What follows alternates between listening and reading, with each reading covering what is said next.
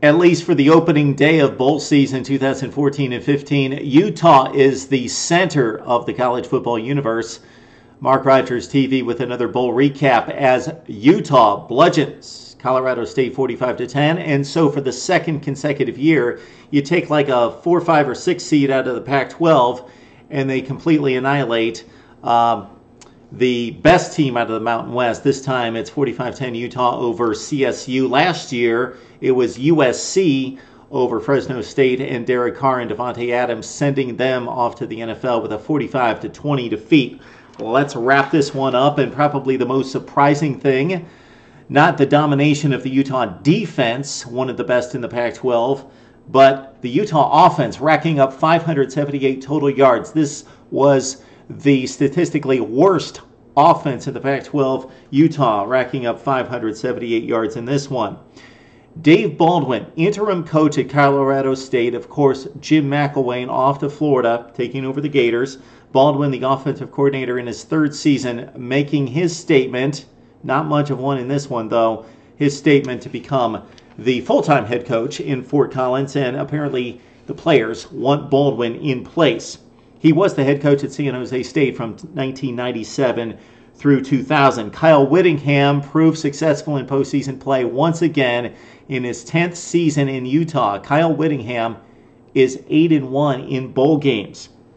Utah's first 2 drives, they got creative and they scored 2 touchdowns and forced 2 3-and-outs for Colorado State as the Utes went up 14-0. They had a trick play in which Travis Wilson caught a long pass. Travis Wilson also with a touchdown pass on the second drive to Deshaun McClellan. The sophomore caught 2 on the day for 22 yards as it was 14-0. But the Rams turned in their own trick play. They got the pass interference on a 3rd and long play, then the trick play as Charles Levette threw the touchdown pass to Garrett Grayson. The good news for Utah is that Garrett Grayson, who threw 32 touchdown passes this season, would only catch the touchdown pass. So he caught 1 more than he threw in this game, and that was it for Colorado State. They made it 14-7, and there were no more trips to the end zone for the Rams. On the first play after that Colorado State touchdown, that was short-lived in terms of being in the game within a score at 14-7 because Devontae Booker, the junior, booked to the end zone 60 yards for the touchdown. He had 26 carries for $162 and 1 touchdown, and the Utes were up 21-7 at that point. Kaelin Clay made a selfish play. It was stupid. He had a taunting penalty that killed a drive. A 15-yard penalty didn't hurt the Utes in the long run there.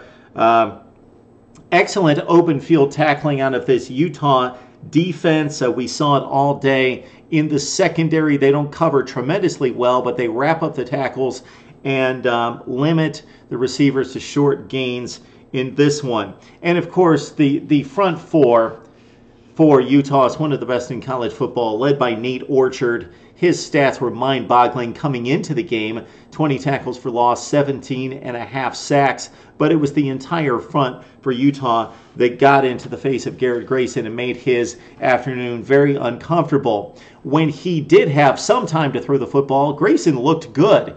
He mostly put the football on the hands of his receivers, but he was let down a number of times, even by Rashard Higgins, one of the best in college football, a Biletnikoff Award finalist. I think let him down a few times, dropped some footballs in this game. Second half effort, it was 24-10 at the break. A missed field goal from Colorado State early in the 3rd quarter that could have cut the game to 11. Travis Wilson got nicked up a few times. He came out of the game on a drive that made it 31-10, but came back into the game.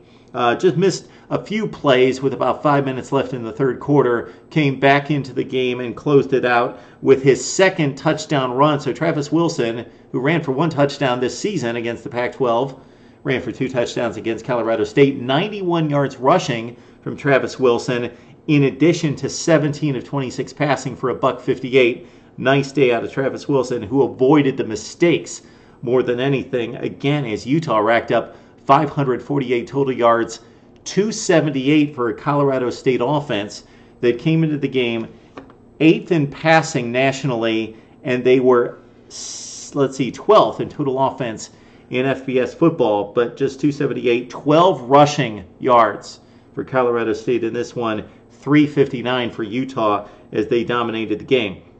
Let's spin this one forward because Utah, Travis Wilson, will be back. He could be in a quarterback competition with Adam Jones and Thompson as well. Devontae Booker, he's a junior. He's been outstanding this season. The $162 on the ground puts him at around 1,520. He could be back, but he could opt to the NFL. I would advise him to listen to the advisory board on the NFL draft to see where he will be drafted most likely. Kaelin Clay, one of the top returners in the nation, gone. Kenneth Scott, the junior, caught 6 in this one, 48 receptions to lead the team. He'll be back for Utah. Nate Orchard, the stud's gone. Jared Norris, a very fast linebacker, he will be back. The junior led the team in tackles and had 13 tackles for loss as well. Gianni Paul, he'll be back for his senior season. He was third on the team in tackles despite missing 5 games. Hunter Dimmick, he'll be back as well for Utah. So despite losing the star Orchard, a lot of good guys back for the Utes on defense. Again, Dimmick, 14.5 tackles for loss and 10 sacks. And how about Jason Faneca?